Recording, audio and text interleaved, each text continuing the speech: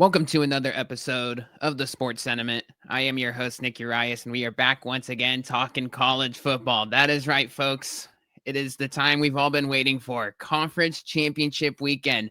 This is one of my favorite weekends of the year because you always get I would say, the best, G5 stories that have kind of emerged as surprises throughout the year. You get home fields within the group of five conferences, which is something significant to me. And then, of course, you still get your big dogs on the Saturdays as well. There's just so much fun this week of college football. There's so many stakes, especially now with the 12-team playoff. And I'm just so excited for the week. We've been documenting the Mountain West, pretty much from start to finish on this podcast. And we're most certainly going to talk about the Mountain West title game. But we got ourselves a guest on the podcast this week. He is the host of the college football and college basketball experience for the Sports Gambling Podcast Network, Colby Dant, a.k.a. Pick Dundee. Thank you so much, Colby, for taking some time out of your busy day. I know you do a million shows for various networks, and thanks for hopping on my platform today. Nah, dude, no need to thank, man. I want, obviously we've been friends for a bit now, and anytime you call, I'm there, bro. So, yeah, dude, great time of year though, man. I can't wait for the games as well. Yeah, 100%. First and foremost, what do you make of the 4 games on Friday and the 5 on Saturday? Do you wish there was more on Saturday or less on Friday? Because 4 p.m., it's kind of a little bit, 4 p.m. Pacific's a little bit jam-packed there on Friday. Yeah, no, I kind of wish they would spread it out, but I like them spreading it on Friday and Saturday. You maybe even could have talked me into a Thursday, but I guess if it's a championship game, I could hear the coaches saying we want a full week to prep, so I get that. So, I mean, you at least spread it out, though. At least spread it out a little bit time-wise, because we got essentially – there's going to be a point where all 4 games will be on at once. Yeah. So that's a little bit of a downer, but I understand you don't want to go up against the other conference, especially if you're growing your brand on Saturday. So I get it. I just think they could have used some organization. That's all. Fair enough. Look, you and I both enjoyed this time of year, like I said off the top. And it's for reasons like the Conference USA championship game with Kennesaw State and Jacksonville State. I mean, what a turnaround for these Owls, man. It's been incredible this year. I mean, last year they were 2-10 overall. They lost to FCS UT Martin. They came out to my neck of the woods out in San Jose. I saw them live, and they just looked like they looked like they were Division II when they came out to San Jose. I mean, they were running like a triple option when they were kind of rolling out spread formations. They didn't know what they wanted to do under Brian Bohannon last year. And this year they bring in Jerry Mack, hell of a year one, the former Jacksonville Jaguars running back coach. And he's got him 9-3 overall. This is insane. I mean, I did not have him chalked up in this spot during the preseason, nowhere near it. Just what a turnaround for this group. They're going up against Jacksonville State, a rematch from like 3 weeks ago, I believe. Yeah. And they're a great story too, because you consider what they lost from the portal when Rich Rod took the West Virginia job. A bunch of their team dispersed, and Charles Kelly comes in. Kennesaw, though, I will say this: Brian Bohannon, I think, was a very good coach, and I thought he got unjustly fired at Kennesaw just because they were having one down year. But Jerry Mack, I'm familiar with him. I know he was the Jacksonville Jaguars running backs coach for like a year or two. I feel like prior to that, I remember him as head coach of North Carolina Central, where he was fantastic as well in the FCS ranks. Look, I was high on them to hit the win total over. I was not thinking they would be in the championship in year one. But I will say, like, I think if you go back and listen to it, we preview every team on the college football experience, and I want to say, like, when they got a couple guys in the portal, I thought, okay, once again, I didn't think either of these teams would be in the spot, to tell you the truth. Yeah, it's crazy. No, because Kennesaw was running like this, not 2-quarterback system, but they were kind of going back and forth between Dexter Williams and Amari Odom. And they've been set on Odom now for the past couple weeks just because he's just been so red hot. So, that's a good problem to have, just in case like Odom, I guess, maybe does throw 3 interceptions like he did in the first matchup. Williams did come in that game prior as well, but Jacksonville State still pounds the rock like crazy, just like that Rich Rod team from a few years back, or that's kind of the same identity with this group. They got to stop the run this time, though. Yeah, and Charles Kelly Jacksonville State, I didn't think they'd be in this spot either. Charles Kelly is a guy, though, that's a lifer. He's been a coach forever, never got a shot at being a head coach, and the guy is passing the eye test with each giving weeks in similar vein to Jerry Mack. But one of the things I really liked was he's a defensive guy, so he knows defense. The offense, he got Clint Trickett, who was an OC that a lot of people liked at different points at Coastal Carolina, at UCF. And one of the big things to me that stands out is they have Cam Cook, the running back, who was a transfer from TCU and I think previously at Alabama. Getting someone like that, I have made a lot of money, I'll say, on the DFS circuit, loading up on Cam Cook. I feel like they adjusted accordingly now, so there's no value. But like the first 4 or 5 weeks of the season, you were being able to get good value on Cam Cook. So this is a great story. Jacksonville State. Here's the thing about Jacksonville State that I think maybe some people underestimated, and maybe even some of it myself, is that they, even pre-Rich Rodriguez, this has been a very good football program. Historically, they should have they beat Florida State. We saw them beat Florida State. That was not Rich Rod. That was the previous coach. I'm drawing a blank on his name right now.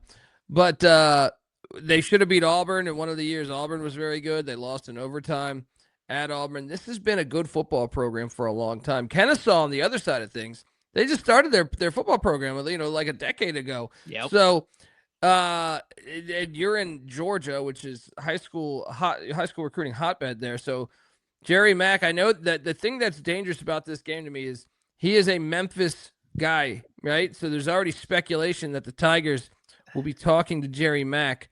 That's obviously the thing that's terrible about the calendar year right now is battling all this.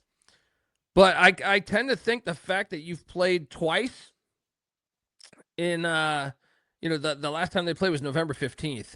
So and Jacksonville State won that game, but that was a close game. And if memory serves me correct, I thought they had like a blocked punt for a touchdown or something.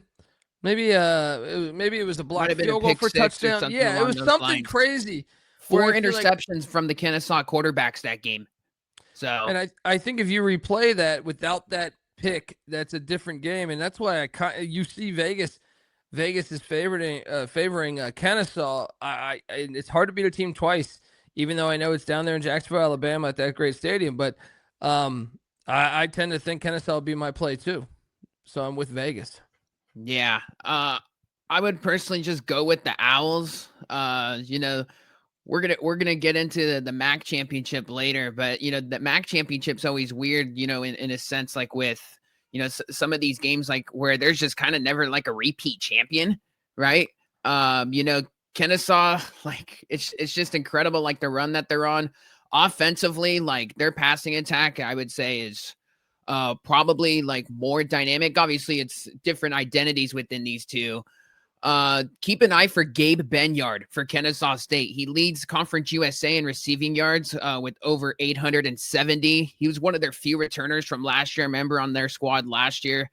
And they also got the conference leader in sacks with Elijah Hill as well. And what I guess made the Jacksonville State team a little bit more intriguing as well is they made a switch at quarterback as well. They went from Gavin Wismat to Caden Creel.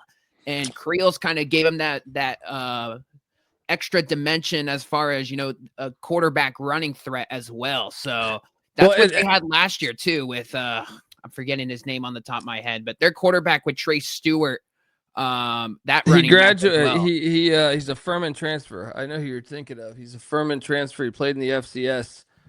Was really good in the FCS. Has spent 1 year at Jacksonville State right now. I'm drawing a blank on it too. But that's one of the cooler storylines too, as you alluded to. So part of the reason why I thought Kennesaw could hit the over was Dexter Williams. I was impressed with him at quarterback at Georgia Southern. He transfers into Kennesaw, but he's got kind of outplayed this year throughout the season. Now he's still a really good player to have on your team, gives you quarterback depth.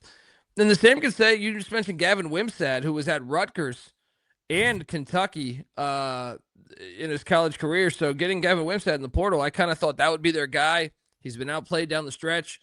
And credit to these coaches for not just, for having the balls to essentially say, hey, I don't know their finances, but I would assume they brought them in with a decent, with probably a pay bump as opposed to the other players on their team, the quarterback wise.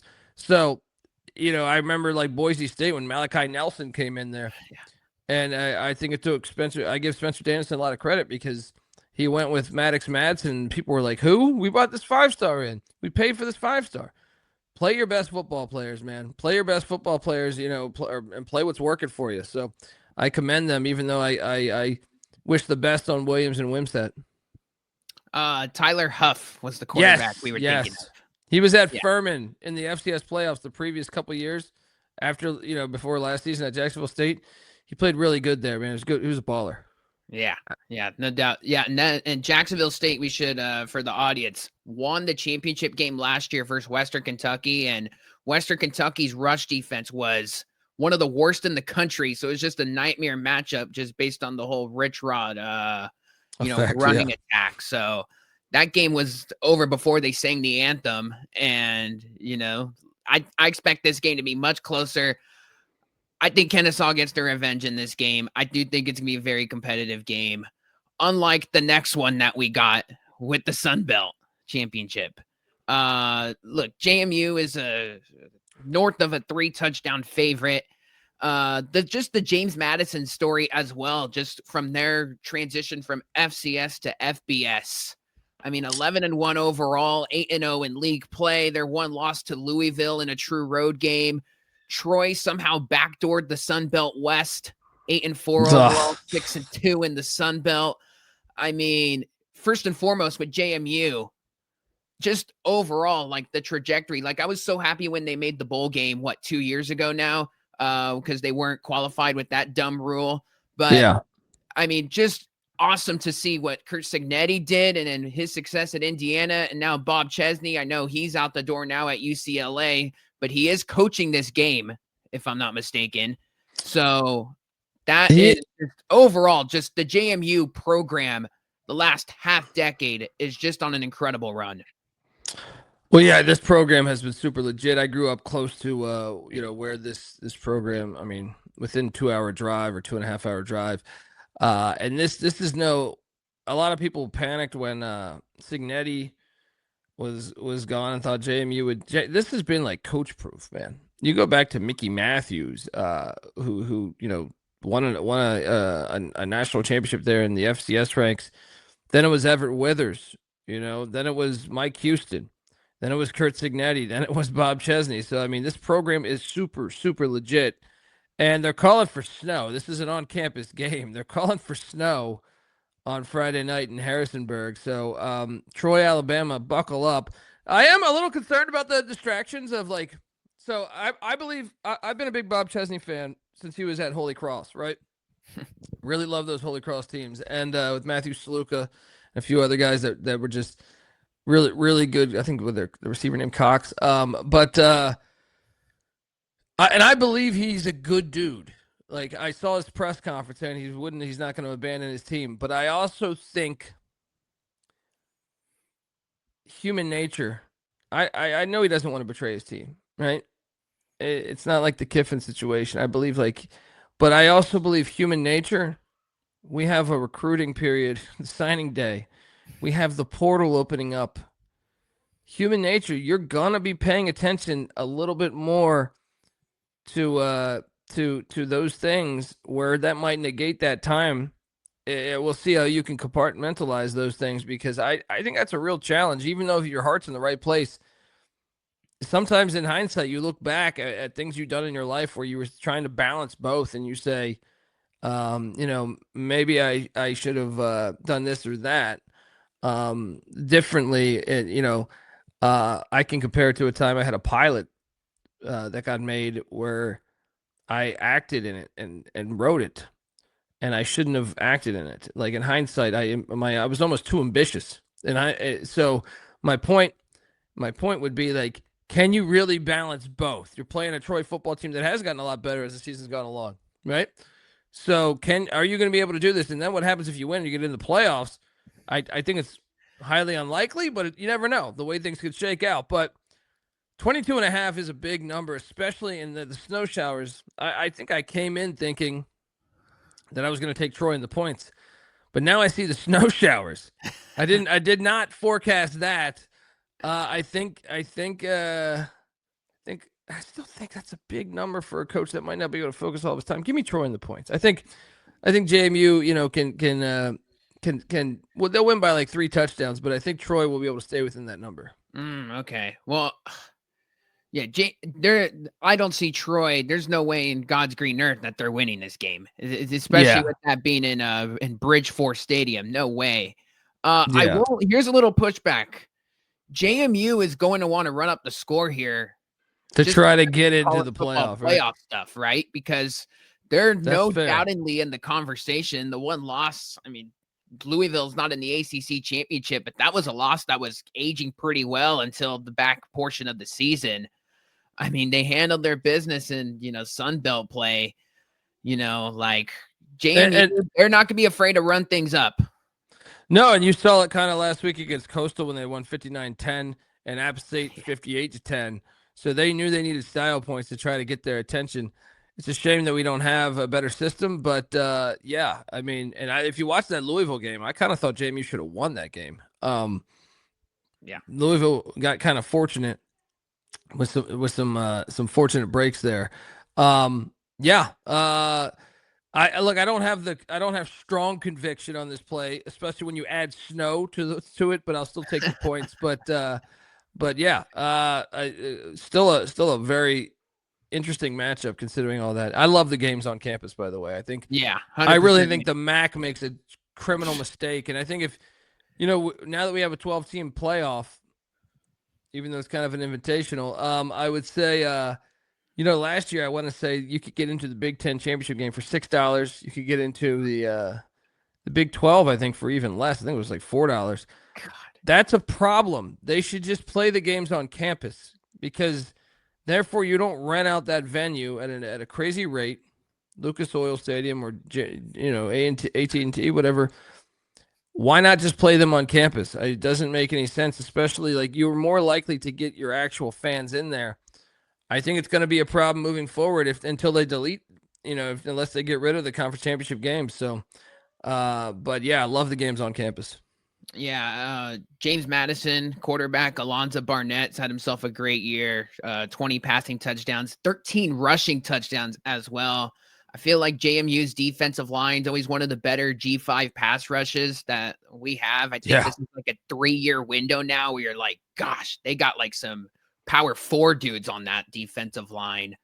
They allowed the least amount of yards and points per game with the pretty good, rushing attack themselves on offense.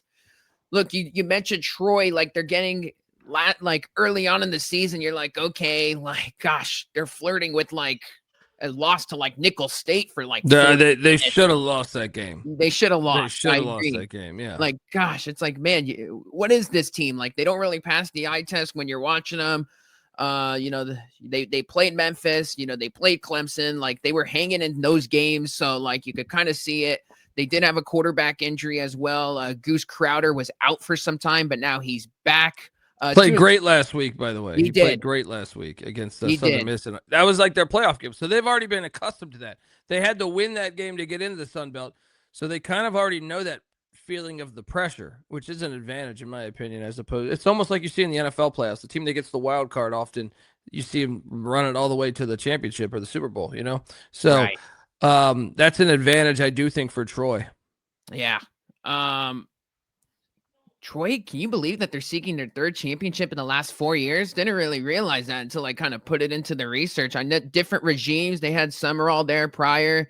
This coach is doing a good job himself, but like, wow. They're kind of like JMU to a certain extent. Neil Brown was there. It had great success.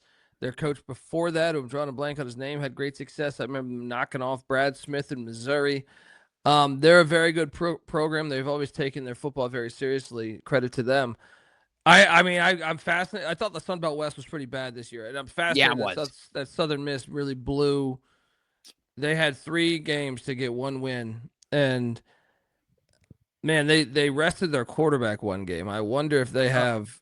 I'm assuming they have just a ton of regret on the way they handled that situation. But shout out to Troy for taking advantage of the opportunity. And Gerard Parker's a guy, a head coach that I didn't think would work there, even though I know that they really do run a good program. They have everything covered, I feel like, for running. There's similarities with JMU. JMU, I think, has got more money, which makes them, more of a powerhouse. But Troy, when you have everyone in unison, I feel like you see these programs really excel, these mid-major programs, and Troy is certainly one of those.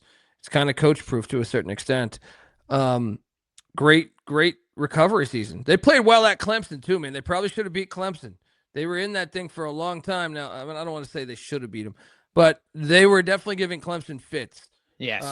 And credit to Gerard Parker for having this is a breakthrough season for him, regardless if he wins this game or not. If he goes 8-5, you get a bowl game, maybe we go 9-5.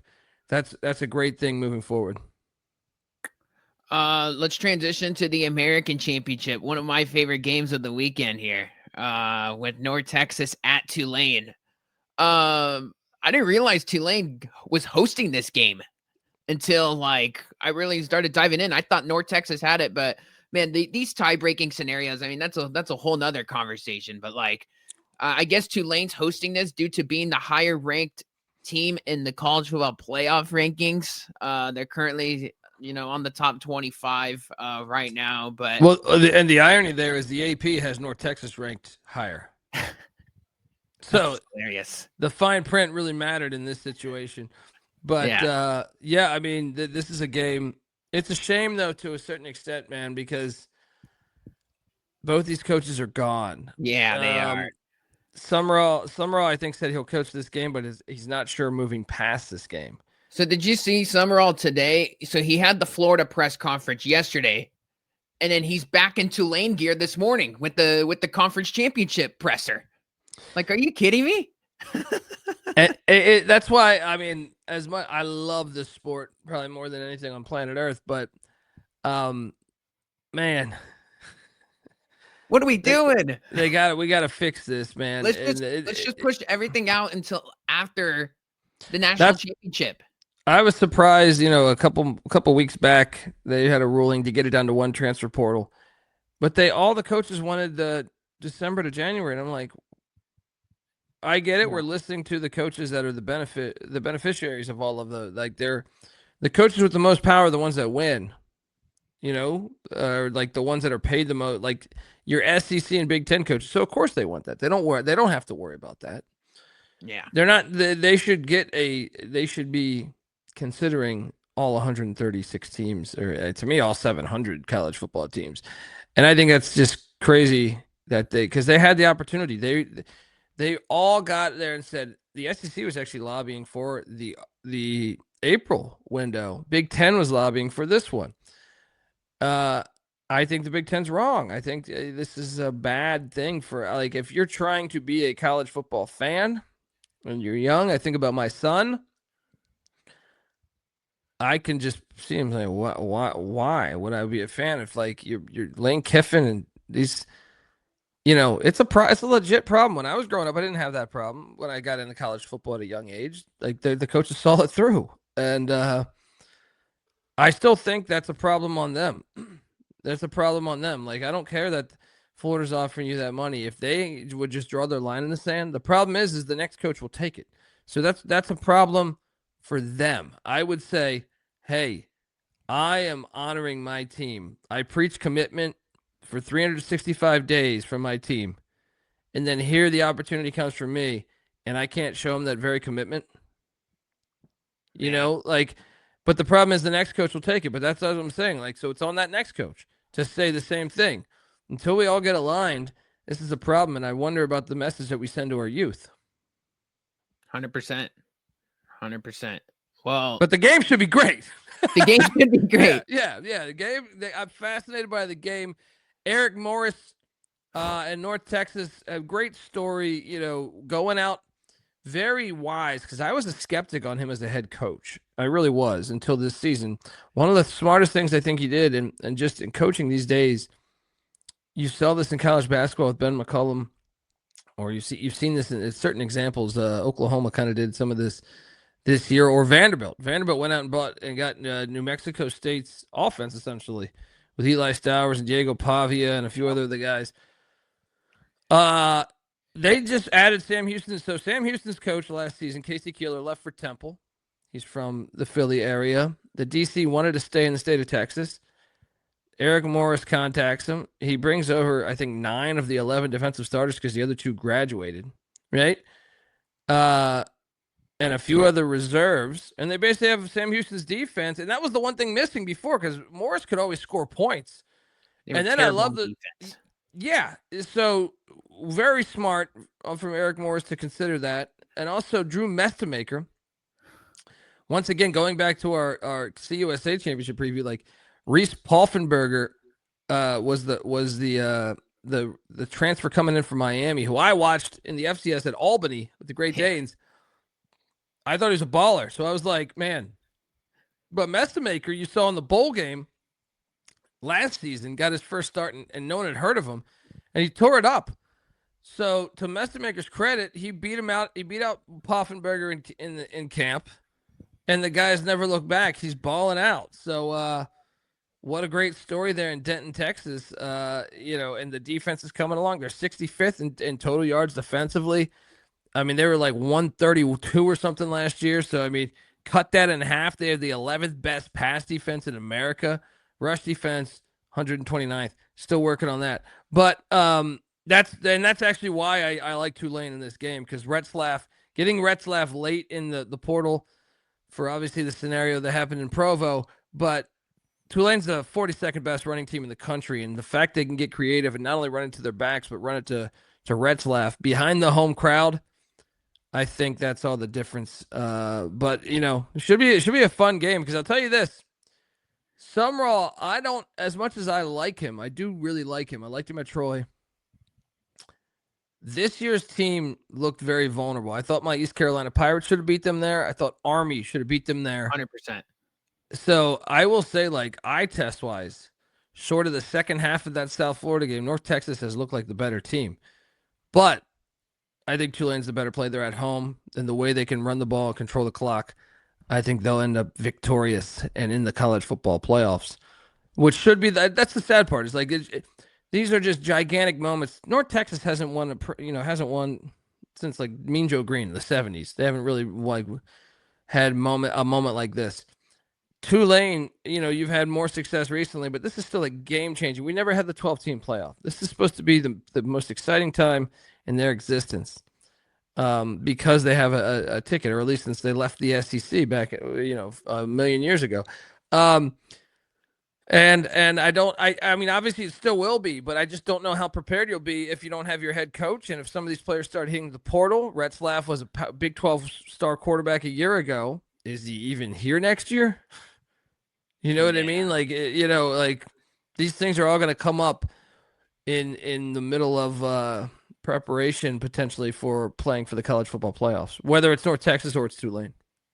Yeah. So, man, this game is just so silly because of the coaching stuff. So, like, it really is.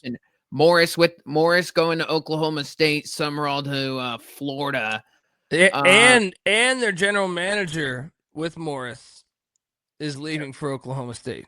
Holy Toledo. So, I mean, you're talking about like the entire roster is probably going to get like, I don't know. That makes it incredibly challenging. That's another reason why I think I like Tulane a little bit more. Even though Morris did say, I think he might stay if they win this game, which you never know. That might be a motivation for the roster of saying, hey, we can ride. I think he told Oklahoma State he's going to ride it out fully. Now, I didn't see the press conference. It's just me reading on Twitter, so don't take it with a grain of salt. But if that happens, I mean, that's a little bit different. Summerall, I don't know that he's there the whole – I think it's this game. So, we'll interesting. See. Yeah. I mean, man, Mestemaker's just been so good. I don't know. I'm kind of, man, if this game was in Denton, I would say If it North was in Texas Denton, I think I would take North is a Texas. home Yeah. run hitter here to win this game. But their offense, every single week that I watch it, it's like, are you kidding me? Like, Mestamaker looks so comfortable as a freshman out there. He's leading the country in passing yards with over 3,800 yards. He's Oklahoma State's next quarterback, by the way. Yeah, there's no doubt about it. Their running back, Caleb Hawkins, he's a freshman. He's got 23 rushing touchdowns and over 1,200 rushing yards. He's incredible. He's also incredible out the backfield, too, like as far as catching the ball. That is a guy that I actually worry. He might be playing so good now, credit to him, but I'm saying, like, I don't even know that Oklahoma State's going to be able to outbid for him. Yeah. Like, I'm assuming a lot of these guys are going to go to Oklahoma State, but, like, that's one where, like, I think there's a world where he's SEC. playing. Yeah, I definitely think that you start his performance as a freshman has been so strong. I fully expect Missouri's and Auburn's and Florida's. The Ahmad Hardy he's this year's Ahmad Hardy. Yes. Even like USC, I think would be interesting. So you're going to have a lot of money coming in after that guy. It'll be interesting to see where he ends up. But man, he's electric. He is electric when he touches the ball. Every time he touches the ball is a chance for a 90-yard touchdown. So yeah. You mentioned Jake Retzlaff. I mean, the whole story is kind of silly, like how he got there, because I like Tulane's quarterbacks before he got there, right? Yeah. They had the Ball State guy. They had some other Northwestern guy, Brendan Sullivan. Yeah. Yeah. Also, yeah. And then Retzlaff was just kind of like, hey, you're QB1. We know you just got here 2 weeks before, the season starts, but here you go. I don't know. It's pretty interesting. But Retzlaff is obviously a dude, 500 rushing yards himself at the quarterback position, 14 rushing touchdowns. Red zone in this game is going to be big because Retzlaff and, Tulane are going to obviously, package themselves the way that they should and score. But man, when you got Hawkins and, some of those underrated receivers as well, like this North Texas's red zone offense is pretty good as well. So I think that's where the game could be won and lost. I would expect a crap ton of points in this game. I would be shocked. I don't know if there's any weather in New Orleans. That place does get pretty crazy over there, that stadium. So, but like North Texas, this could be a game like where their defense, not that I'm saying it's going to be like how they played the South Florida game, but Tulane is capable of kind of, putting up a hefty amount of points. But I do think North Texas could kind of, name their number as well. This is just an awesome watch. I'm seeing they're calling for rain, but that would favor Tulane even more, I think. But yeah, I think this is actually one of the harder games to actually forecast because the state of the locker rooms. You just don't know the state of the locker rooms. You add rain into the mix. I like I said, I'm going to take Tulane, but I don't feel amazing about this one either because we know Summerall's probably out after this game. You do have the motivation of saying, if you're North Texas, you're saying, man, let's ride this thing out. If we got coach for the whole thing, let's go. It's in Yeoman Stadium, though, and I love the way they can run the ball, especially with their quarterback. I don't think North Texas. One of the things I'll say about North Texas, and I'm not trying to take away from their magical season. I think it's great for the sport. I think it's great for their university. But when we previewed them back in July, I thought the schedule broke perfectly for them. And that's the thing for a lot of these conferences. You're seeing this, ironically. I mean, I'm looking at the conference championships right now, right?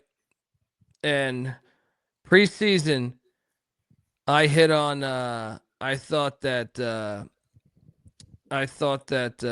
North Texas, Georgia, and Virginia, specifically those three, had very easy paths to the championship game.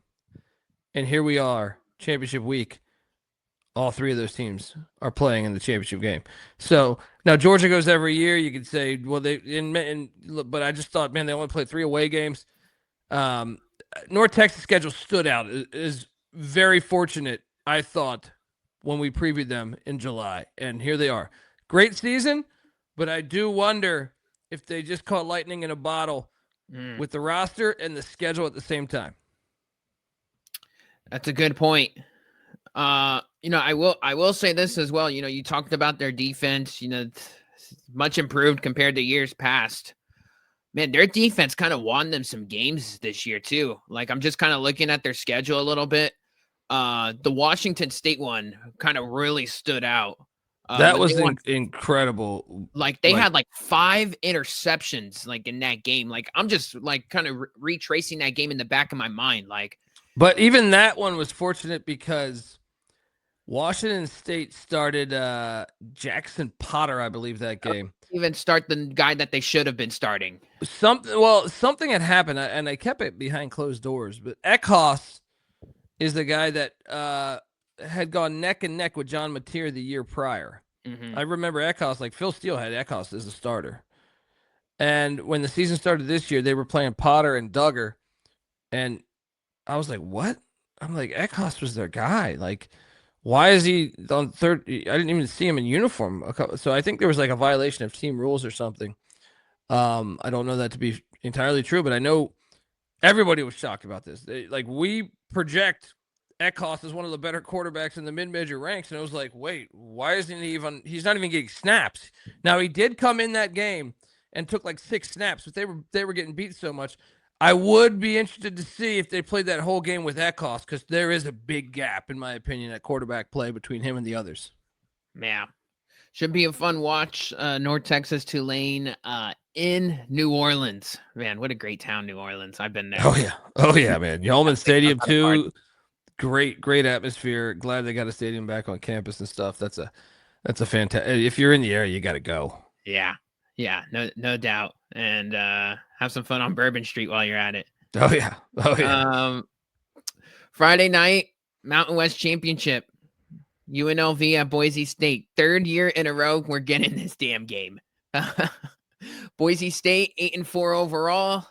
UNLV with first year with Dan Mullen 10-2 overall. Both teams 6-2 in Mountain West.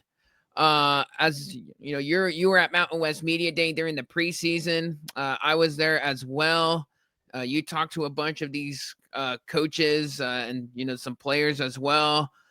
I mean, look, Boise was the preseason favorite. They got every first place vote. UNLV with Dan Mullen right behind. I mean, I've been impressed with Dan Mullen and the Rebs just because they found a way that don't ask how they won that game in Oxford versus the Miami, Ohio Redhawks. We'll get to in a little bit later. Or the Idaho State game. I mean, there's a few different ones you can go through, but they're the cardiac rebels because they find a way to get it done. The Air Force game. Oh, God. Yeah. That Air Force game, the Utah State in double overtime. Like, gosh, they got so many data points where you're like, man, they won some games maybe that they shouldn't have. We do have a head-to-head matchup from this year. That was October the 18th on the Smurf turf when Boise State won 56-31. This game is in Boise, Idaho. So we're kind of just running it back to a month and a half later here. Look, Maddox Matson's going to play this game. He's going to start for Boise State. Anthony Calandria, UNLV quarterback, was just named the Mountain West Offensive Player of the Year today. So, the question everybody's going to be having all week, is Matson healthy?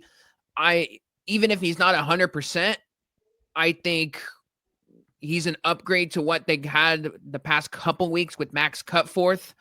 That's an understatement. Yeah. I do. Now, let's not get it twisted here. I do think the coaching staff with Max Cutforth a few weeks ago at San Diego State did him no favors with the game plan. Sure. Just pounding the rock so many times against that Aztec front just didn't really make sense. Like, their best offense was in the final 2 minutes when they kind of went no huddle and up tempo. But regardless, Madsen and company, this game is in Boise. We already know I've been to Boise in December. It's not fun. Calling for snow. Calling for snow, even worse for the boys in the desert. The fact that we've got this 3rd year in a row, I know it's a different regime, but only a few players have kind of been in that championship setting from last year with the UNLV squad. I'm gonna say, look, Boise, like they won like 21-7 last year in the 2024 title game. Like, they dominated that game. Like, that game was not as close as what it should have been. I do think Boise's going to win this game by a touchdown or more. Just because I do think so highly of the ground attack and the offensive line with Cage Casey and Mason Rudolph up front. They ran the ball for 294 yards. Like, that's what I had circled. That's what I had circled. And like, if you told me Madison wasn't playing and the weather was not going to play a role, I think I would be sold on UNLV, because I thought Boise looked incredibly flawed the past few weeks. But Madison is playing. It's their final year in the Mountain West. You're on the Smurf turf. I mean, they're the best home record, I think, in all of college football over the past, 30 years. I can't. There's no way. I mean, you gave up 400 yards rushing last time, or 394, whatever it was. 294, I'm sorry. 300 yards rushing. You gave up 600 yards of offense, just about. I can't take that team, especially now you're telling me it's going to snow. The Dome team has got to go deal with it. Nah, I got to go up on Boise here. Despite Dan Mullen getting a second crack. A lot of times I like taking the team getting the second crack. Yeah, I agree. Yeah, but this, UNLV, I don't even believe, I personally thought San Diego State deserved to be here more than UNLV. But so let's get to that real quick, and then we could kind of jump back in on this. You and I are Mountain West guys. Like, we love the Mountain West, for what it stands. Like, right? Like the basketball conference is great. The football has always been competitive, even though this year wasn't what it is. Could we do something better with these tiebreakers? Like, the 2023 San Jose State squad 2 years ago was the hottest team in the conference and got snubbed of the Mountain West championship. And here we are. I could make cases for San Diego State and New Mexico. San Diego State, the best defense in the league, one of the top G5 defenses all year long. And New Mexico, who Jason Eck just won Coach of the Year today, and they're the hottest team, and they get left out. I just don't think there's just a better method than this being decided by metrics, computers, and all of this other stuff. You got to value head-to-head. Like, right, everybody and each other, but there's got to be a better way to have a third tiebreaker. Find a common opponent within all of these teams or something along those lines. We got to do better. Or how about this? I agree. New Mexico just beat all of them down the stretch except Boise. So, look, we know they're not going to go to I guess there is a world where UNLV could get to the college football playoffs, the 12 team, but I would say, we should get rid of I want a large playoff personally, but if we're not going to do that, why don't, if we got these gigantic conferences, and I know the Mountain West is about to get split up, but I'm saying in general, instead of tiebreakers, why not have 2 weeks of play-ins of your best teams, of the teams tying? It's different for the power conferences. Ohio State and Indiana are in regardless. Yep. But why can't Michigan be playing, Washington, whatever the tiebreaker scenario would be? Why, Vanderbilt's going to get left out allegedly because of their name, the brand, which is ridiculous because they look great all year. Vanderbilt should have another opportunity. Play that thing on the field against Oklahoma, which they never even played in the regular season. Duke and Miami never played in the regular season. Georgia Tech and Miami never played in the regular season. All those are the same records. Why not just give us 2 weeks of playing it? Worst comes to worst. I don't want to, because I don't think you're going to get, the knock I think some would say is, well, that's a lot of games in the season. Well, your champ is going to play 17 games anyway. Yeah. So what? So they can, so Notre Dame and Ohio State can play the 17, but San Jose State can't play 13, 14, I don't understand the problem. But yeah, I would love to see them be able to fix this. They're not even one of the bigger conferences, and they still got this. I felt bad for Jason Eck, even though congrats for him. What an unbelievable, probably one of the best stories in the whole sport. Yeah. And then Sean Lewis too. I personally thought if you're trying to gauge the better teams throughout the season, I definitely thought San Diego State was the most consistent team in the whole Mountain West the whole year. And to get left out is kind of disgusting in that regard, because I thought, Boise was up and down. Even New Mexico had a part where they're a first year coach, of course, like they got better as the season went along. But if you're trying in UNLV, I kind of thought, okay, yeah, but I just think San Diego State, it's hard. You'd be hard pressed to tell me that they didn't play the most consistent, best brand of football in the Mountain West the whole year. Yeah, I'm totally there with you. I just hate that teams that had incredible years like those two squads are getting snubbed out. But why not push this game to one more week, and then you just have you have Boise play UNLV, San Diego State play New Mexico again, or switch it up, whatever you got to do. But yeah, it's crazy. Just unfortunate, but hey, there's some motivation for those squads, I imagine, for the bowl games, especially New Mexico, I would say. Oh yeah. So wherever they're at, Jason Eck kind of said, "Hey, I'm using it as motivation. We're gonna go and can't wait to smash the Power 4 team that we play." So, I mean, take that with what you will. And that would be their second time doing that, because they got it to UC. They already got after UCLA the Rose Bowl. So yeah, let's go. Something we should mention: Boise State starting cornerback Amarion McCoy got injured a few weeks ago. Played in the UNLV game, got injured a little bit after. I'm forgetting which game, but he's been out for a few weeks. Won't play. He's on a season-ending injury. So keep that in mind, because UNLV does have some of those, over the top receivers that can kind of hurt you with the deep ball. Yeah, we kind of talked about it, but Boise and these dynamics at this time of year with that weather, with that building, I know they got the south end zone getting reconstructed, so you got a few less seats in there.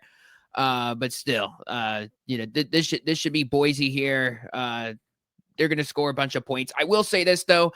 UNLV's defense was a mess under Paul Gunther, like through the first 2/3 of the season. But they've had like 3 strong weeks of good defensive performances. So I don't think they're going to allow 56 here. But the guys up front for Boise are going to be able to move some people. And I think that's enough for Dylan Riley and company, who had 201 of those 294 yards on the ground. Just crazy. And by the way, another thing, Boise is just running back proof. You go over there, like if you're a running back and you're not highly recruited, like between George Holani and Ashton Genty and what people thought was Sire Gaines and now Dylan Riley, like yeah, the list is going on now. That's a pipeline. Yeah, 100%. Doug Martin, may he rest in peace. Yeah. Yeah. Let's move over to the Saturday games. BYU and Texas Tech. This game in Arlington, Texas, in Jerry World.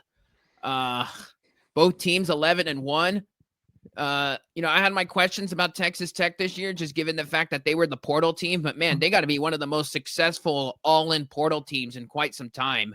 Under McGuire and company. I like their offensive coordinator, Matt Leftwich. I think that is a name that could be hot on the coaching front, and maybe not this offseason, but in a year from now if he stays with Tech.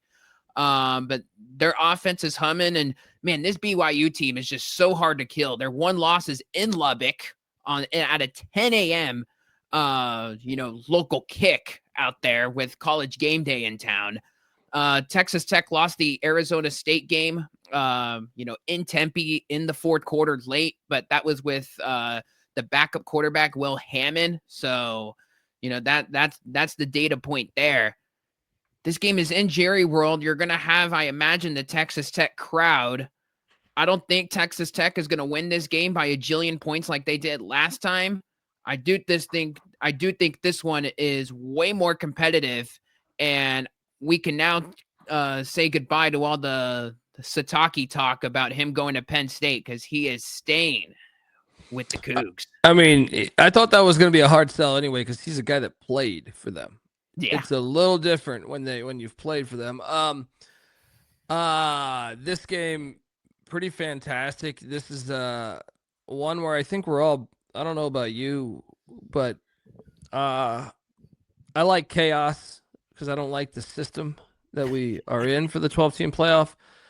So they don't want to put BYU in. I thought everyone talked about Alabama missing the playoff last year. I thought the bigger gripe personally was BYU. I thought BYU, it's not a sexy brand of football, but it's Iowa-ish, but it's really good. I think Jay Hill's an elite defensive coordinator. I think he's one of the best in all of college football.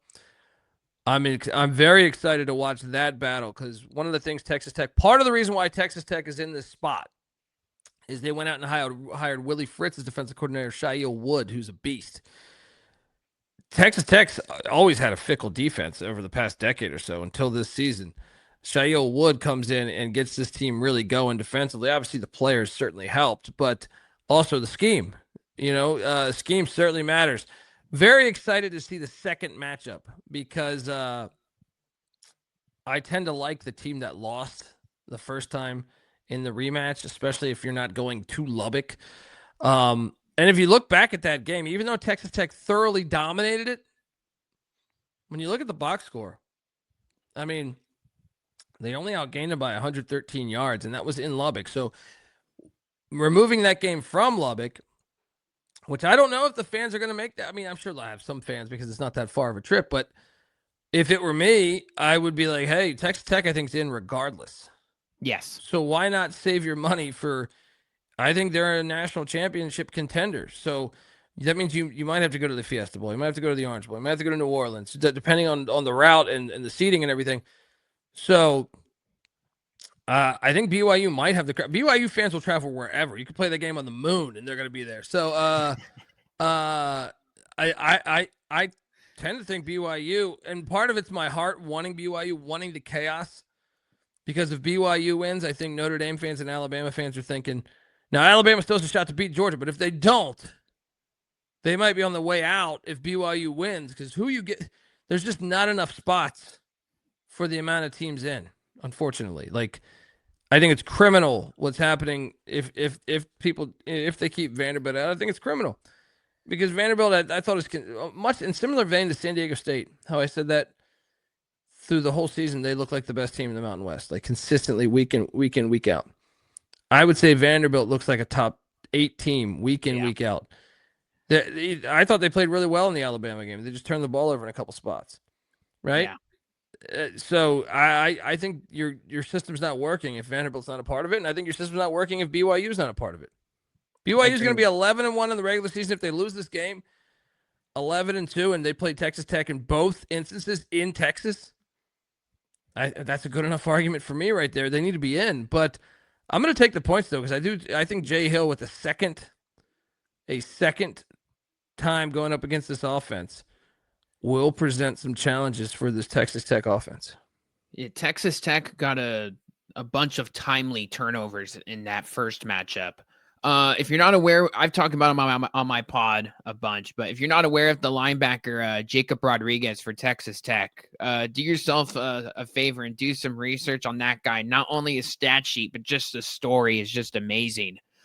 He's going to be, he'll be playing on Sundays, but I swear every single time I turn on the Texas Tech squad, this guy's got like a forced fumble or an interception every week. He is a beast. Yeah. He's a beast. David Bailey, the transfer from Stanford's an animal. He's leading the Big 12 in sacks. He's going to be a first-round draft pick. Yeah, 100%. Yeah. They just got tons of guys between Rodriguez and Romello Height and David Bailey. Like that Texas Tech defense, like even their corners are legit. Like they can cover as well. The offense, all they do is just put up points. They've been smashing everybody. They could beat you with the ground with Cameron Dickey, or they could beat you over the top with Douglas. Like they got tons of dudes. But you bring up a good point with just the Texas Tech dynamic and how everyone believes like they're firmly in, into the college football playoff, regardless of this result. Just don't get smashed by 40 here. But, just do the fans really travel? Do they save their hard-earned money for the playoff, first round matchup? Like that's a very interesting dynamic there, and just the crowd, percentages. Another thing that's crazy is like, and I don't know if you never forecast losing, but in a way it could be beneficial if you're Texas Tech. Right now they might have a bye week. If you lose, you might be hosting. How much more money is that for your NIL when your local businesses are, you have a playoff game in Lubbock, and then all of a sudden, so that pizza joint that donates, or that bar that donates, a few $1,000,000 or whatever, a few $1,000s, whatever it is. I remember reading Notre Dame's numbers last year because they don't have to share it, but also just the city of South Bend and what they got. You can make a case that it might make more sense now they're not going to throw the game. I'm just saying, though, it might make more sense. Why get your quarterback injured? Then you can host a playoff game, make a ton of money, feed your local economy, which throws more money into your NIL collective, and then you go to the same game because, but who knows? I'm not saying they're going to do that. I don't think but I would certainly be thinking about that if I was Cody Campbell and company. Yeah. And this is another fun game. BYU's got every incentive to obviously win it, and if they do have command, go win with margin. It just makes zero sense to me because BYU is in bad spot after bad spot. They had the soft non-conference, whatever, but man, you look at their games, you're like, wow, they're at Iowa State this week. They might not win that game. Oh, they won double overtime to Arizona. Brent Brennan had a terrific year 2 out there in Tucson. It's just like, are you kidding me? We're gonna leave out an 11-1 BYU team after going on the road in all of these tough Big 12 environments with the freshman quarterback and Bachmeier as well. Like, man, yeah, they've played double the amount of road games as Georgia. Yeah, that's ridiculous. Is that fair? No one ever mentions that. Like, come on. I think that's ridiculous. Yeah. I'll tell you this: people are going to probably call us Captain Chalk, but we got to pick an underdog here. I'm going BYU is going to win this. So, talking it through here, they're going to just be the more motivated bunch. I know Texas Tech is looking for their first Big 12 title ever, but this game's a little squirrely, and I've noticed that last year the game was a blowout. I'm going to think back to the previous year, but they didn't play in the regular season last year. Was that Iowa State didn't play Arizona State in the regular season last year, so it was the first time of them meeting. This is a revenge. I like the angle of you taking BYU because they played, so you kind of can. I think that normally I like taking the team, with the second chance more times than not. Yeah, this is the one where the stars align. For the Cougs of BYU. MAC championship. All right. Don't ask why they played this game at Ford. Oh my God, we got to talk about this. Come on. You play all year. People go here. Yeah, there's like 10 people at this game.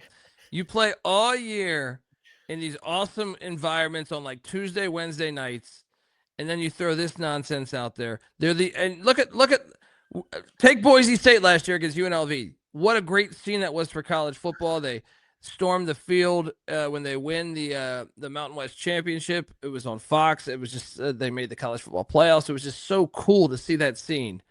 I suspect you'll see a similar scene in Harrisonburg with JMU this year, maybe even Boise again. Maybe Tulane. This could be you, Mac, if you just played it. Why play it in Detroit? Why even spend that money renting that stadium out? You have stadiums right there. Toledo, Ohio is Toledo's part of the MAC. That's within a 40-minute drive from the stadium. I don't even understand it. Eastern Michigan's Ypsilanti is right 20 minutes from the stadium. I don't get it. I will never get it. And it removes the soul of the game, in my opinion. As much as I love the MAC, and trust me, I love the MAC, I think this is one of the dumber games all season because it's like you are becoming what you're not. And I think the fans get penalized. The TV product gets penalized.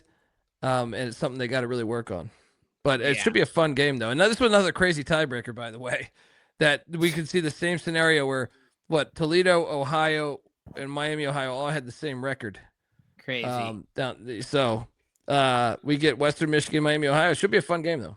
You could have thrown Central Michigan in there as well. They were lingering all year. By the way, hell of a year. I saw them live. Matt Drinkall, hell of a year. Great coach. Yeah. Gosh, they were running 30 personnel. He was so good. You almost wonder how long Central Michigan can keep him. Yeah. No kidding. Like, man, what a hire there. I mean, they shocked San Jose State that night. And how about Miami, Ohio? We should talk about this. Yeah, because this story is pretty wild. Yes. The fact that they started 0-3, they played the tough, non-conference, right? They were at Wisconsin when Billy Edwards Jr. got injured, I believe, and then they couldn't score there, and then they played some other tough opponents. They had the UNLV game pretty much gift wrapped. They had so many special teams and pick sixes in that game. They still managed to lose it. DeQuan Finn.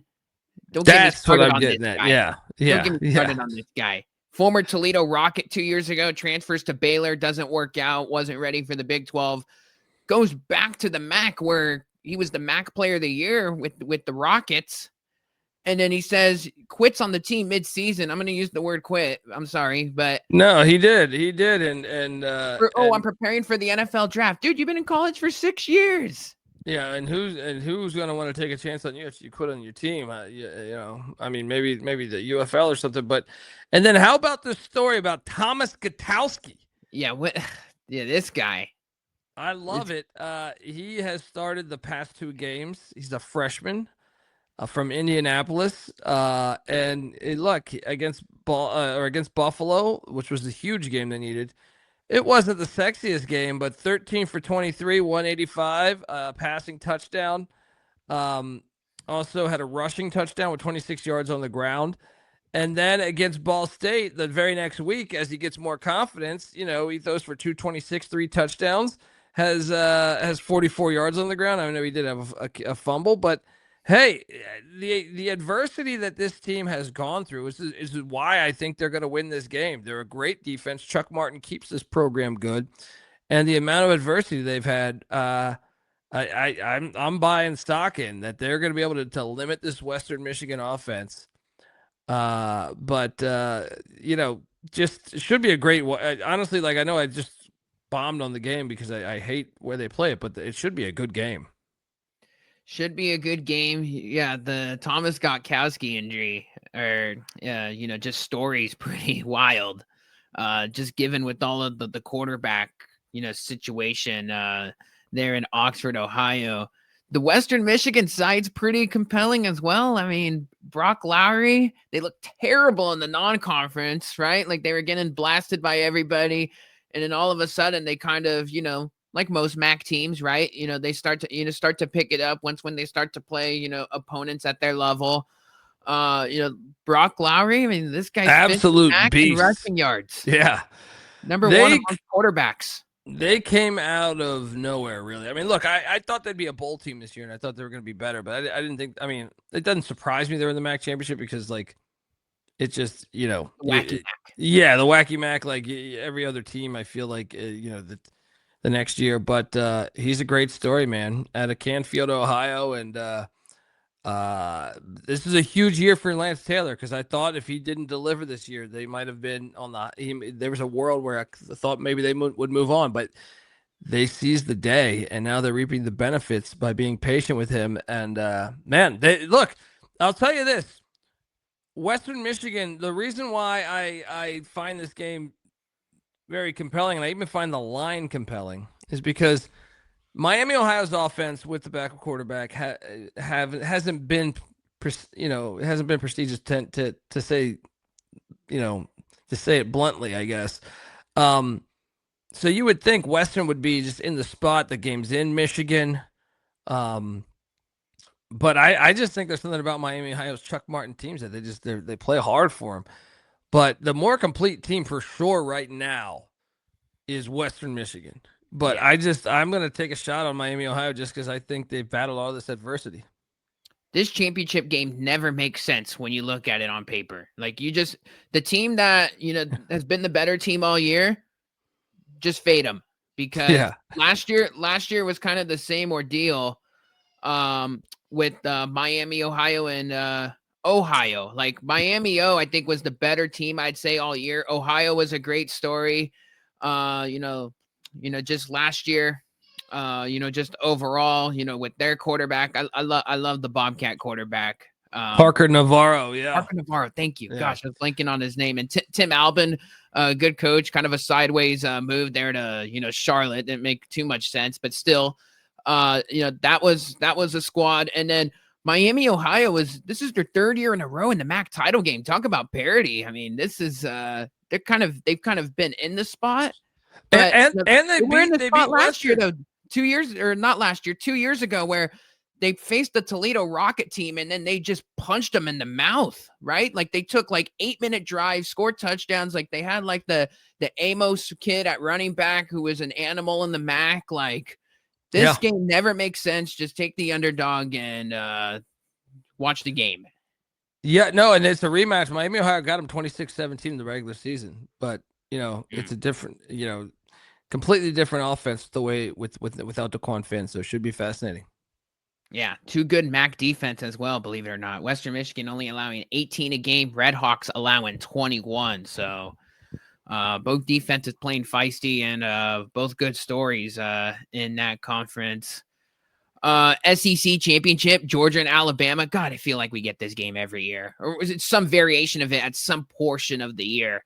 We got it earlier this year. Alabama won 24-21 in Athens, Georgia. Kalen DeBoer, this guy's an ATM machine against top 25 teams, no matter where he's been. Georgia obviously playing with revenge. Ty Simpson versus Gunnar Stockton. Georgia's one loss is to Bama. Bama has the losses to Oklahoma and Florida State. Florida State losses has aged terribly, obviously. But here they are in the SEC championship. This is Georgia's second home in that Mercedes-Benz Stadium where they're going to have all the fans, more fans than Bama fans for sure. And I think this is a 3-point game any way you slice it. And gosh, something tells me that Alabama's going to win it. This is fascinating. So Alabama's in the more desperate spot. I think there might be normally the committee said that anytime you play the extra game, we're not going to, count that against you. They said that last year, which is dumb for them to say because this year, I almost feel like someone's gonna have to pay the price, right? Whether it's BYU, whether it's Alabama, one of these teams that win the championship game is going to have a problem. I mean, it could be Virginia, it could be Duke. I don't know how they get around it this year. And so I think Alabama, in a way, even though I know they were left out last year, and I am the tinfoil hat type of guy that says no way that they will leave them out this year. But if you listen to other podcasts and other people in national media, they think Alabama has to win because – and what time is this? So we'll know if BYU won by now. So that makes it even harder to project because if BYU loses – then Alabama, then it could be regardless. Okay, whatever. BYU's the thief here that could be stealing everything. I'm going to take Georgia just because I think you it's different. You just had the Iron Bowl. So That's I think true. Coming off of the Iron Bowl and beating them earlier in the year, and I think Georgia's playing better. And look, I have a ticket for Alabama to win the national championship. I picked them. They're my preseason favorite to win the national championship. I really think they're a flawed team this year, even more than last year. I think their rush defense is not good. I know they cooked the books by playing Eastern Illinois week 11. Not week 11, week 13, right? So right now they have the 36th best rush defense. Now, I believe that's kind of nonsense because before the Eastern Illinois game, they were 57th, right? Their offensive line got destroyed against Auburn. Now, Auburn has a good defensive line, but still, I think you dive into that game. To me, that was kind of a neck and neck game, and I just haven't been impressed with Alabama. I mean, they were 4 of 17 on third down against Auburn. Now, that was at Auburn. Auburn severely outgained them, 411 to 280. They rushed for 152 on them, and Auburn, not a prolific offensive team. So I'm going to take Georgia. I think they're playing better ball right now, even though, I guess you can make the same argument. Georgia played Georgia Tech, but I think the Iron Bowl is a little more, especially when it's at Auburn. The emotions that go through that game is pretty different than neutral site Georgia Tech game. Give me the dogs. But I will say this: if BYU wins, I kind of project that Alabama would you kind of need to know that result, Well, just based on the network that this game's on, it won't. They say it starts at 1 p.m. Pacific, whatever, 4 p.m. Eastern. That just don't turn on your TV until 30 minutes after the scheduled time because it won't start on time. Yeah. So 100%. There's that, and this is 4 hours after the BYU game. That game will be over, I imagine, before this one starts. So do what you will with that. I don't know. This game's always a coin flip. DeBoer, man, he's gonna have something. He's gonna have some wrinkle that he didn't. And him and Ryan Grubb are gonna have something drawn up. He's so good against the Power Five. I mean the top 25. So to your point, yeah. The record's insane.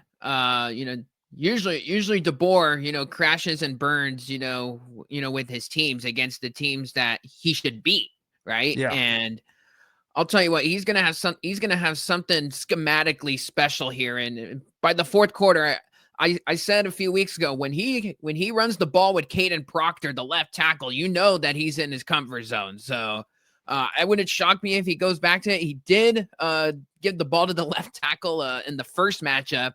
Wouldn't be shocked if he does something similar, puts him in motion, does something silly with Proctor, who's going to be playing on Sundays next year. So keep an eye on that, because this is the time in these big games. DeBoer always has a little wrinkle that we haven't seen throughout the season. Let's go to the Big Ten at good old Lucas Oil Stadium.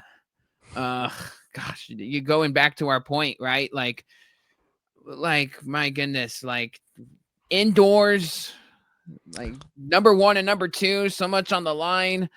I don't know, man, imagine if this game was played at Ohio State or Indiana or it's similar vein to the MAC, because it's right. All year we just watched I just watched Wisconsin, Minnesota in the snow. I just watched Illinois Northwestern in the snow. I just watched Ohio State, Michigan in the snow. You are this gritty Big Ten, right? Oregon, I watched a couple different games in the rain this year. I think it was Minnesota, Oregon was in the rain.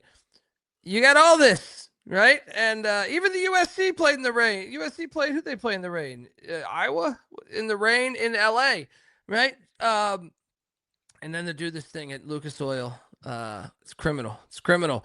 And it's kind of a useless game. I know, right? Yeah, I don't even understand. You want to talk about hard to pick? I'll just take Ohio State because of their talent, but you got to worry about the emotional hedge of finally winning at Michigan. Yeah. It's in Indianapolis, so you would like to think that the Hoosier fans would probably outshine the Buckeye fans, because the Buckeye fans know they're in the playoffs and with the bye, so they're going to have to travel to Arizona. They're going to have to travel to wherever. So, yeah, this is, to me, one where you do have to worry. If you're Ohio State, why play Jeremiah Smith? Yeah.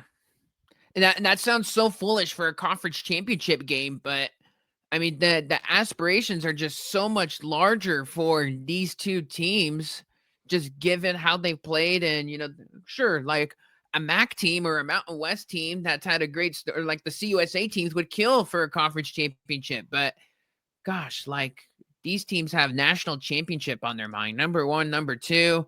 Everyone's talking about the Heisman conversation. Sure, this game could kind of dictate it. And, if both teams decide to take the game off, which I don't think necessarily would happen. I think just both teams would be cautious with their players. Maybe you get it's going to happen one of these years. The more you have this, it's going to happen one of these years where Julian Sayin or Jeremiah Smith or Fernando Mendoza will get injured and they'll be out for the year because they played it's just human nature. It's going to tell, the law of percentages is going to tell you this. I mean, whether it's SEC, whether it's ACC, it is going to, well, the ACC, you need to win it to get in. But I'm saying for this game, it's completely useless as far as the both teams are going to be in the playoffs. So it's going to happen, and they're going to they're going to give the coach a heck of a hard time. The media will. The fan base will. So oh yeah. I'll take Ohio State because they have better athletes, but It's a very hard game to understand. This is a tough game. Just throw it in the multi-view just because you're getting number 1 and number 2. But like, wow, I don't know who necessarily has the edge here, just because they're kind of both firmly in, and they're both the top 2 teams in America. Man, something tells me like Indiana might win just because Cignetti's just such a maniac for like just football and just overall he's a competitive guy. I think with Ohio State coming off the rivalry game, like you said, I think that's pretty big. But yeah, I don't know. This is a very tough call, if you ask me. But still should be fun just because you're gonna get so many high caliber players. So we think that are gonna play. Yeah. Yeah, I mean, like, if you're Kurt Cignetti, Elijah Surratt's been dinged up a lot of the season. Why play him? Yeah. Like, why don't you just use the extra week to get him fully healthy? Yep. I don't know. Yeah. I would probably do that. Yeah. Very, very weird dynamics in this game. And I think the stadium will just make it even more weird. ACC championship, our last one here. I'll be here, by the way. Oh, you're going. I'm covering the game, media passes and everything. Now, I will say, where is this? I had this. Duke and Virginia and Charlotte. They are calling for, so Friday night is snow. Let me see if I can give you exact, but Saturday I'm seeing rain. So the temperature, so Friday night I'm seeing rain, sleet, snow. But Saturday, I am seeing 37 degrees, right on the cusp of snow. 36, 37 degrees. I'm seeing 40% chance of rain. So that's kind of huge in this game. I mean, look, these teams just played, and Virginia took it to them, 34-17, and I think even Duke dressed that up a little bit. But once again, you know me, I like, first off, it's in Charlotte, so I think this will be a Duke crowd. Yeah. And then I think Duke is. I told this on a lot of my show, is that I'm at ACC Media Days. I'm sitting there and bouncing around talking to a bunch of people, and I just happened to be standing next to a guy that we just start talking. And he's an NFL scout, and he was really bullish on several players for Duke, right? And I was like, maybe I'm misevaluating Duke. He's like, yeah, this guy Wesley Williams, their DN, Terry Moore, their safety, Chandler Rivers, their corner. He had him projected as a first-round draft pick. Now, granted, that was in July. He also had Mensa, their quarterback. He said, like, I know he's going to be in college for another year, but he's like, he will be probably a first-round draft pick. And I came out of that like, okay, maybe I got to load up on Duke this year. Now, they've been all over the place, man. Yeah. Like, they're a hard team to get a read on, because I was at the Georgia Tech game where they lost. And let me tell you, if you covered up the scoreboard, I thought they dominated the game. They had a 99-yard fumble strip, like, it wasn't even a strip sack. It was a handoff fumble. Like, Mensa, they're running like option read out of the gun, and he fumbles on just gives it to the running back, and it just hits off his hip. And Georgia Tech takes it 99 yards for a touchdown, right? They had a field goal where the holder misheld the ball, right? Like, they just self-inflicted wounds. It wasn't even Georgia Tech being great in that game. Now, I will say Georgia Tech played really good in the fourth quarter, but for the other three quarters, Duke dominated them, just absolutely dominated them.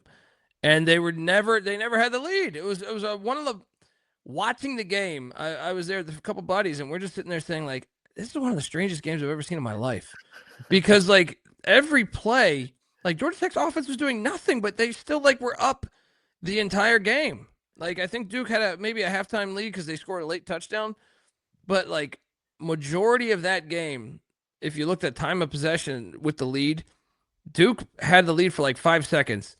The rest was all Georgia Tech, and Duke looked way better, like way better. They just turned the ball over, and it reminded me of some of their other losses, like Illinois. They lost 45-19 to Illinois. But if you go watch the tape on that game, Duke not only outgains them, like if they don't fumble the ball, like their receiver had like fumbles 5 the ball, turnovers. Non-contact fumble, like strange stuff. Strange stuff has been happening to Duke all year. And I think they're a dangerous draw. I know a lot of people are laughing at them if they get to the playoffs.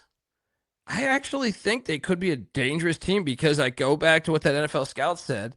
I go back to thinking Mensa, when he's healthy, he's a very capable quarterback. I think he's like a top 10 college football quarterback. So they're a really intriguing team, which is why I'm going to take them. They just got beat down, 2 or 3 weeks ago by them. Yeah.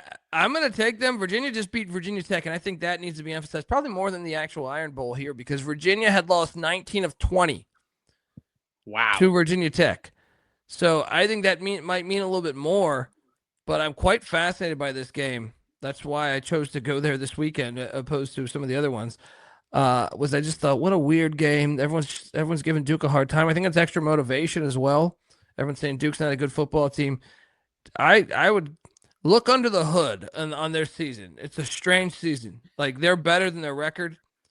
But we'll see because Virginia, Chandler Morris has been fantastic for them. I do believe they have a quiet confidence about them. Fascinated by the game, but I'm on Duke. I'm curious who you're taking here. Strange game in Charlotte. Last year's ACC championship game was incredible with Clemson and SMU.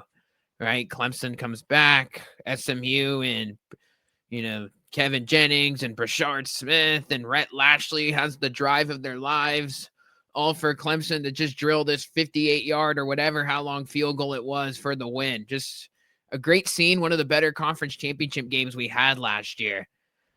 Just looking at Duke's 7-5 record in this thing and just sitting here playing for the ACC championship just sits back and I just sit back and laugh at it, quite honestly. It is hilarious. I mean, it is. This is bound to happen when you have these gigantic conferences. Like this, for all the conferences. Like it's bound to. There's going to be a year if they don't fix this, this is going to happen. And one of the things I don't want them to do is, I don't want them to change. A lot of people have been saying they should change the rules based on the college football playoff rankings. I disagree because the college football rankings I find to be corrupt. Like, why should Miami be ahead of Georgia Tech? Just because? I think if they played, I would take Georgia Tech. In fact, Georgia Tech, I think, has won like 3 or 4 in a row against them. So why would I, yes, because they have more NFL players? Okay. I mean, that's not the way the sport should be played. I mean, Duke's 7-5, and I had an NFL scout tell me there's a bunch of players that UConn beat them. So, I mean, I don't know. I don't know how to correct this. But it is hilarious. I think the way to correct it is to not have such a large conference. Yeah, that is the way to correct it. Virginia has had a bunch of crazy results this year. I mean, you look back on it. Should have lost to Washington State. Should have lost to Washington State. Obviously, everyone remembers the double overtime Friday night game where they stormed the field versus Florida State, who was ranked 8th at the time. That's still a quality win, just given how hot Florida State was at that portion of the season. They won in overtime in Louisville by 3, but they had like a pick 6 in the game, and then a bunch of craziness there. The Carolina game, North Carolina. That game was one of the most ridiculous games I've ever seen. So Carolina had dominated that game. Defensive clinic. Carolina. First, there's just so many. They fumble a ball out of bounds. The guy was reaching out for the touchdown. Fumbles the ball out of bounds. I love that rule. Do not ever change that rule. But that was like an 80-yard drive negated from any points, right? Then in overtime, I don't even understand why you go for 2. They had an interception where it could have had a game-winning field goal on a crazy deflection. Then in overtime, you go for 2 when you've outgained them like 4-1. I don't understand why. You're at home. If you're on the road, I get it a little bit, but you're at home. Like, play the longer the game plays, you've dominated them all game. Yeah. Virginia has been living on the edge all year, man. But that's part of the fun of it, right? That is. Yeah, just like that TCU team that went to the Natty a few years ago. They were living on the edge like crazy, and they were just pulling out all those weird results. I mean, Virginia is 10-2. We just mentioned their data points. I like the two quarterbacks here with Mensa and Morris. Morris has just been like awesome. Like I've seen him in tons of games this year, and he just looks so comfortable out there. I mean, this game is just kind of hilarious. It doesn't really make too much sense. This will have a wild finish. This game's going to be close. Yeah. This just got close game written all over it. I think just how wacky these two teams' like games have been this year, I think you could only see it that way. I think I'm with you. I think Duke is gonna pull it off. I think Duke is gonna find a way. I think this is kind of like the Darian Mensa game where you kind of really see the upside and you kind of really see why everyone really sees like an NFL, quarterback talent here. Because look, we all know that he had the Tulane game circled and he didn't play good in it. I thought they lost that game. They weren't really too sharp in that game. I mean, they went to Tulane, I believe, as well. Kind of an interesting scheduling situation, but I mean, the way how just these two teams' profiles set up, I think just you're just due for one of these crazy results, and I do think Duke will find a way to pull it off. And man, this is crazy because you can't really say like Virginia is like a phony 10-2 in a sense, just because of like they find a way to like pull off some of these games, like. Yeah, and they beat Florida State. Alabama couldn't do that. That's part of. I don't like the narrative that like the conference is a joke because Virginia's there, like or Duke's there. Like, you win your games. What other sport? Like you reward them the playoffs.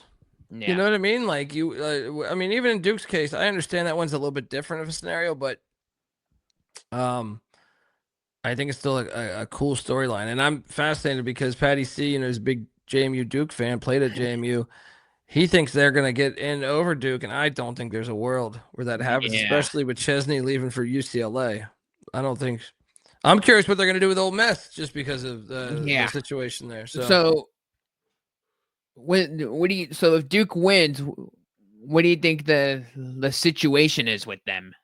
Let's just say they win on a game-winning field goal, and JMU wins by, let's just call it 31 over Troy, and you get the North Texas Tulane winner. Oh, well, that matters. That matters because if Tulane wins, Tulane is a head-to-head against Duke. So that's a good point. So if Tulane wins, like I think Duke will be the 12 seed. Tulane will be the 11 seed, which makes it quite interesting. Now, I'm just assuming they're not going to put Vanderbilt in just because of the name brand, which is ridiculous because they look better than a lot of these teams. But so I'm assuming that. Now, what do they do with the Notre Dame situation? What do they do with the Miami situation?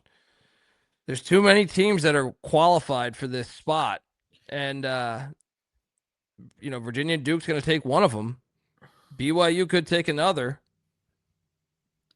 Down the playoff. Well, what do you do? But I would say this. I think they'll put Duke in over. I'd be shocked if they put JMU in over Duke. Now, if it were up to me, I'd put JMU in over Duke. But yes, we saw North Carolina make the NCAA tournament last year. Yeah. They weren't even sniffing the bubble. Yeah, 0-1 quad one wins last year. Yeah, there's like, no, they're in. They're in. And okay, well, no one had them even on the top 6 out.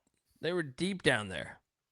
And Florida, remember the Florida State debacle 2 years ago, right? No quarterback, conference champion, undefeated, still managed a way to leave him out. We already know how the committee is gonna have we already know what they're gonna favor in. I mean, that goes back to the whole scheduling. Like I see, first of all, Texas is nowhere near qualified for this field, I think, with the 3 losses. But everyone's talking about the Ohio State loss, and it's like, okay, well, we're not going to go schedule Ohio State anymore. And what do I care? You still lost to a 3-win Florida or a 4-win Florida team, so you replace them with a 4-win team, you might lose that too. I don't really care. I don't need Texas, Ohio State to fill my cup of tea for college football. in a week 1 matchup. Now, sure, is it great to have it? Yeah, sure. But at the same time, like, okay. I mean, there'll be other great games. You want to do that?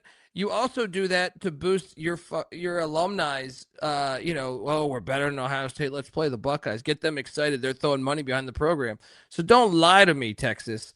All right, you still lost to a 4-win team, and you never had to lead that game. You got dominated that entire game. I don't want to hear it. I don't want to hear it. And look, Alabama already canceled some games this season because the SEC is going to a 9-game conference schedule. Well, it's not like they scheduled so aggressively anyway. ULM, Wisconsin, Florida State are all trash. Yeah. Right? Eastern Illinois is 2 wins in the FCS. Sorry, I have no empathy, sympathy, whatever you want to say, for this thing. Oh, well, Texas, come on. You've got the benefit of the schedules within your conferences for a long time. SEC, Big 12, Big 8, or not Big 8, Southwest. I know the sport too good to know that you've been the beneficiary of a lot of stuff. So stop. I don't care. So you think Tulane with Tulane winning, they probably get the G5 spot? I do. There is still a path for UNLV though. There's still a path for UNLV because their coach is still. Honestly, we've never seen a scenario like this. What if they penalize Ole Miss? What if they penalize the AAC because both their coaches are gone and they say, hey, UNLV wins in Boise, and they say, hey, they have their coaching tax. So we valued them more. Put UNLV in 11-2. Let me give you this scenario. What if, so let's just say they put Tulane, North Texas, JMU, or UNLV. They find a way to penalize Ole Miss, and they give Ole Miss the draw of the G5 champion with a coach that just got picked, that just talked to his players 2 days ago, and they get the home playoff game. Is that the rare instance where you get the G5 team going into the other team's building and potentially pulling off an upset? 100%. They're good. Washington State, we made fun of Virginia for almost losing to Washington State. Ole Miss almost lost to Washington State. Yeah. Right? Look, North Texas beat Washington State by 50, right? So, like, I mean, I know the circumstances are different, but I was just saying, like, even if they, right now, if I had to guess, let's just say all the favorites win this weekend. Let's say Georgia wins, right? Ohio State wins. Ohio State and Indiana are getting the bye anyway, I think. Sure. Right? Texas Tech. So I think your buys are Texas Tech, Indiana, Ohio State, Georgia, right? Yep. Those 4. So then your 5 seed, I think, would be, I guess it'd probably be Oregon. It depends on how they rank that. Oregon, you got Oregon, A&M, Ole Miss. It might be A&M. I don't know. Might be Ole Miss. But either way, if Duke wins, they're going to put them – if Duke and Tulane are on the same path, if they both win. So Tulane might get Ole Miss again anyway. They already played once, by the way. I think they're trying – didn't they say they're trying to avoid those matchups? I think they said that last year. They're trying to avoid rematches. Yeah. So then they would put Duke at Ole Miss. Good luck. I think Duke could beat them. Yeah, I think so too. I think Duke could beat them. And then that means they would put Tulane against somebody else that they would not be qualified for. Or, not. I think they're qualified, but I'm saying, like, not the true ranking because they're trying to avoid the rematch. So what? Tulane would play either A&M or Oregon. I mean, I think that's a hard ask for them to win that game, especially without their coach. But there is a world, though. Imagine if UNLV or JMU gets to go into Ole Miss because those games didn't happen. So, yeah, to your point, if that happens, then, yeah, I think they could be alive. There's not a world where they leave Ole Miss completely out of the playoffs. No, there's no way. There's no way. Their only loss is at Georgia. But they don't have their staff. Like, their whole, like, a good amount of their staff is gone. So I wonder if they penalize Florida State for not making the 4 team for not having their quarterback, could they leave out Ole Miss and say, well, Vandy's got their whole staff intact. Put Vandy in. You already know Sankey won't let that happen. Could you imagine, though? That would just... I feel so bad for any Ole Miss fan. Yeah, I feel so bad for any Ole Miss fan. I already feel bad enough. I know, me too. Their best season ever. They got to do something, though. There's too many teams qualified, and none of them played each other. You know? the whole scenarios are absolutely wild. That's what makes this thing whole fun. Obviously, you're gonna, as silly as this sounds, but you got to factor in the portal in all of this, because the portal opens up at like the start of the new year. I mean, the players are already, announcing now, oh, we're transferring, even though they technically can't hit the portal until the portal opens. But we saw this last year with Bo Prabula, right? He's like, I have no choice. I had to abandon you with Penn State as QB2, because otherwise Missouri is going to go find another quarterback, and I got to go fight for the starting job for Mizzou. So I wouldn't be shocked if you see that scenario again. But like, it also just, you don't have the players 125% focused on the high leverage games that you've been playing for all year, because you're too worried about next year. So yeah. It's a disaster. It's a disaster. I'm just glad I forgot the portal starts January 2nd. I was thinking in my head, I was like, is it December 10th again? I think it's January 2nd. It's January 2nd. You're right. So yeah, you're right though. It's going to be chaos. Should be fun. They need to fix some things. It's the best sport in the world, but it still needs some tuning up. Yeah, still needs some tuning up.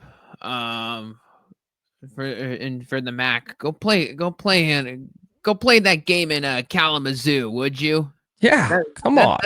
That's our number one takeaway here. It will sell on television too. The TV execs own it. Why not put it in a spot where the product sells more, so more fans want it? So then your network makes more money. I mean, the Fords must be giving them $1 jillion. Yeah, I don't know. I bet you they're paying for it. Even stupider, because they're like, we're prestigious. We have an NFL stadium. No one wants that. There's 12 people at this game every year. Yeah, there's 12 people at this game every year.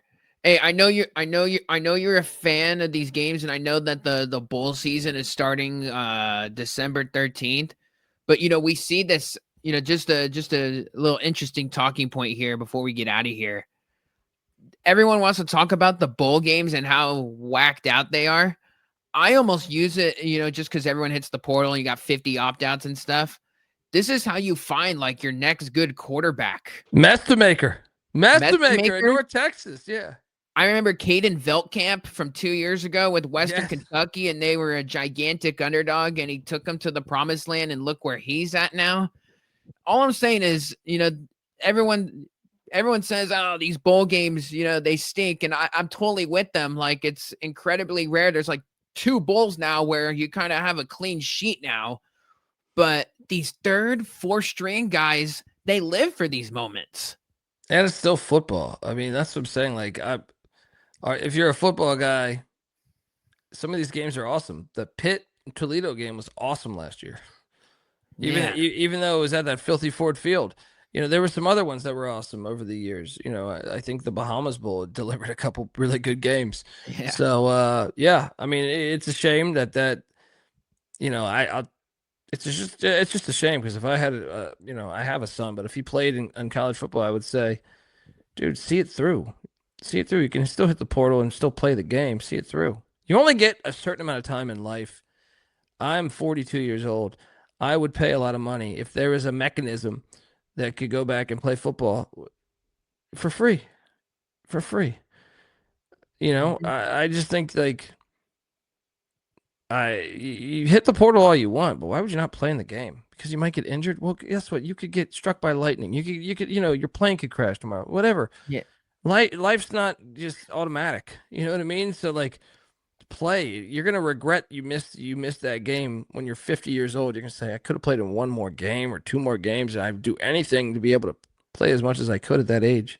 Yeah, especially for some of these guys that don't go pro, right? Yeah. But the problem is they all think they can go pro, which, I mean, I get it. I thought I could go pro when I was a 10-year-old, right? So I get it, but at the same time, I don't. I just don't. To me, this is where the adults should tell them, like, I would pay a lot of money for that experience just to do it again for free. So anyway, the bowl games will still be fun. Bowl games will still football. be fun. Yeah. The CFP will still be a blast with the home field environments. The conference championship games this weekend, starting Friday, 4 p.m. Pacific, and then they will go all the weekend long. Colby, before we officially sign off here, where can people find you online? The college football experience, I am on Twitter at @TheColbyD. You can check out the college football experience, the college basketball experience, and the Sports Gambling Podcast Network, because I do a bunch of other stuff too there. But yeah, at the Colby D, Twitter, Instagram, whatever. And for the college experience, at TCE on SGPN and youtube.com/the college experience. Thanks as always, buddy. Always a pleasure. Yes, absolutely. I told you in the preseason that heck, at Mountain West football media days that I was going to get you on. So not a better time to just to talk it out with the massive college football fan that just lives and dies for all these games and all these silly scenarios. So glad to have you on. We'll most definitely be talking down the road, and yeah, good stuff today, and appreciate the time, man. Anytime, brother. Anytime. Let's go. Right? Great time of year. Let's enjoy these games. Absolutely. Once again, I'm your host, Nick Urias. Be sure to like, comment, subscribe, all that good stuff. Appreciate all of the fans. Just north of 100 subscribers on this channel. So firmly appreciate all the love and, everybody for tuning in, all of our Mountain West fans, our San Jose State community. Appreciate the love all season long. Know the season didn't go our way, everybody's way, but you know what? We still got games on the docks, and we're most certainly happy for that as a college football fan, which I can't complain about. So that will do it. We'll see you in the next one. As always, be sure to subscribe wherever you get your podcast.